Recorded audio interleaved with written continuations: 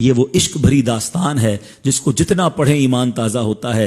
کس انداز میں یہ سفر ہوا، ذرا سوچیں کہ نبی پاک نے جب یہ محسوس کیا کہ مکے میں رہنا مشکل ہو گیا ہے تو صحابہ کرام کو یہ اجازت دی کہ تھوڑے تھوڑے کر کے مدینے پہنچ جائیں، کیونکہ مدینے سے بڑی خوشگوار ہوا آتی تھی، مدینے سے بڑی اچھی خبریں آتی تھیں، لوگ ادھر مسلمان ہو رہے تھے، لوگ ادھر ویلکم کر رہے تھے، مکے والے راستے تنگ کر رہے تھے، تکلیف پہنچا رہے تھے۔ حالانکہ یاد رہے یہ نبی پاک کا شہر وہ تھا، آقا کی ولادت یہاں ہوئی۔ لائف کے 53 ایئرز آؤٹ آف 63 ایئرز نبی پاک نے مکے میں گزارے تھے، مگر اب رہنا مشکل ہو گیا۔ صحابہ کو کہا آپ چلے جائیں۔ آقا نے صدیق اکبر رضی اللہ تعالیٰ عنہ کو اپنے ساتھ چلنے کی دعوت دی۔ بی بی عائشہ فرماتی ہیں اس دن میرے بابا بہت روئے اور پہلی بار مجھے پتا چلا کہ کوئی خوشی کے مارے بھی روتا ہے، کیونکہ نبی پاک نے جب یہ اجازت دی کہ ابو بکر تم میرے ساتھ ہجرت کرو گے تو آپ نے بڑے آنسو بہائے۔ جب غار ثور کی طرف جانے لگے تو صدیق اکبر رضی اللہ تعالیٰ کا اسٹائل بڑا ڈیفرنٹ تھا، کبھی آگے چلتے کبھی رائٹ چلتے، کبھی لیفٹ پہ آ جاتے، کبھی پیچھے چلنے لگ جاتے۔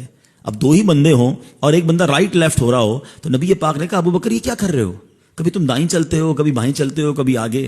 کہتے حضور جب میں خیال آتا ہے نا کہ آپ پر دشمن دائیں طرف سے حملہ کرے گا تو میں رائٹ آ جاتا ہوں، جب یہ خیال آتا ہے لیفٹ سے حملہ ہوگا میں لیفٹ ہو جاتا ہوں، حضور جب لگتا ہے سامنے فرنٹ سے اٹیک ہوگا میں آگے ہو جاتا ہوں، حضور جب خیال آتا ہے پیچھے سے میں پیچھے ہو جاتا ہوں۔ اللہ اکبر۔ نبی پاک نے کہا ابو بکر تم اس لیے کر رہے ہو کہ حملہ ہو تو مجھے نقصان نہ ہو؟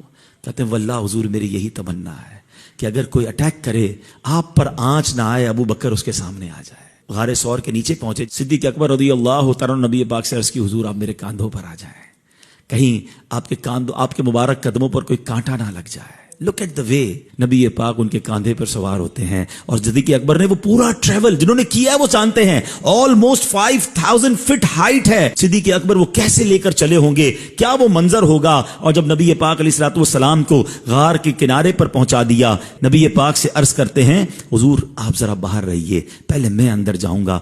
اندر جاتے ہیں، غار کو صاف کرتے ہیں، دیکھا بہت سارے سوراخ ہیں، کہیں کوئی جانور نہ نکل آئے، کوئی سانپ وغیرہ نہ نکلے۔ ایک ہی چادر تھی، اس کے ٹکڑے کیے، سوراخوں میں ڈال دیا۔ اب ذرا سنیے گا، یہ بات کم لوگوں نے سنی ہے۔ جب باہر آئے تو نبی پاک نے کہا ابو بکر تمہاری چادر کہاں گئی؟ کہا حضور اندر جتنے سوراخ تھے اس میں نے پھاڑ کے وہ سوراخ بند کر دیے ہیں۔ اللہ کے نبی اتنا خوش ہوئے، آقا نے سنو کیا دعا دی۔ اللہ اکبر۔ نبی پاک کہتے ہیں اللہم اجعل ابا بکر معی فی درجتی یوم القیامہ، اے اللہ ابو بکر کو قیامت کے دن جنت میں میرا ساتھ عطا فرما، میرے ساتھ جنت نصیب فرما۔ اس دعا کی اہمیت سمجھو، میں اور آپ دعا کرتے ہیں کہ اللہ ہمیں جنت میں آقا کا پڑوس نصیب فرما، اللہ کے حبیب اللہ کی بارگاہ میں دعا کر رہے ہیں کہ اللہ ابو بکر کو جنت میں میرا ساتھ عطا فرما۔ اور سنو صرف دعا نہیں ہوئی، تھوڑی دیر میں وحی نازل ہوتی ہے کہ یا رسول اللہ، اللہ کریم نے آپ کی دعا قبول فرما لی ہے۔ اللہ اکبر۔ یہ ہیں صدیق اکبر رضی اللہ تعالیٰ عنہ، نبی پاک گود میں آرام فرما رہے ہیں۔ کیا قسمت پائی صدیق اکبر نے، کیسا دیدار کیا ہوگا، کیسا نبی پاک کا قرب پایا ہوگا۔ اچھا اب جب سانپ نے کاٹ لیا، عقل تو یہ کہتی ہے نبی پاک کو جگا دیتے، عرض کر دیتے کہ حضور تھوڑا سا آپ تشریف لے جائیں، تھوڑا کھڑے ہو جائیں، میرے پیر پہ چوٹ لگ گئی ہے، سانپ نے کاٹ لیا ہے، اور حضور سے دعا بھی کروا لیتے۔ مگر کہتے میرے عشق نے گوارا نہ کیا کہ محبوب کے آرام میں خلل ہو۔ شریعت کہتی ہے جان بچانا فرض ہے، یا بہت باریک ایک مسئلہ آج سمجھ لیجئے، ٹھیک ہے؟ فرض پر عمل کرنا یہ سب سے اول ہوتا ہے۔ فرض کے لیے بہت ساری چیزیں چھوڑنے کی اجازت ہے، فرض پہلے، اور فرض معاف نہیں ہوتا، فرض ضروری ہوتا ہے۔ آپ نے نہیں جگایا نبی پاک کو، اگر آنسو نکلے آقا کے چہرے انور پر گرتے ہیں، نبی پاک کی آنکھ کھلتی ہے، کہا اے ابو بکر کیوں رو رہے ہو؟ کہا حضور سانپ نے کاٹ لیا ہے۔ سبحان اللہ، نبی پاک نے ایمرجنسی وارڈ کی طرف نہیں بھیجا، اپنا دعاب دہن نکالا، آپ کے انگوٹھے پر لگایا، سانپ کا زہر جو ہے اس کا اثر ختم ہو گیا۔ تو سکھا کیا گئے؟ اعلیٰ حضرت کہتے ہیں صدیق بلکہ غار میں جان ان پہ دے چکے، وہ تو جان دے چکے تھے نا، اور حفظ جان جان فروز غرر کی ہے، اور جان بچانا تو سب سے اہم فرض ہے۔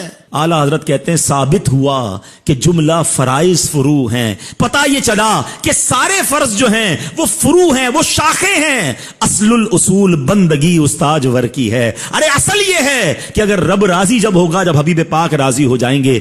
حضرت عمر فاروق بھی یہ کہتے تھے کہ میری ساری زندگی کی نیکیوں کے مقابلے میں جو صدیق اکبر کی غار ثور والی نیکی ہے وہ مجھے مل جائے تو وہ میری زندگی کا حاصل ہوگا۔ تو سبحان اللہ، اللہ کے ان نیک بندوں پر اللہ اپنی کروڑوں رحمتوں کی بارش نازل فرمائے۔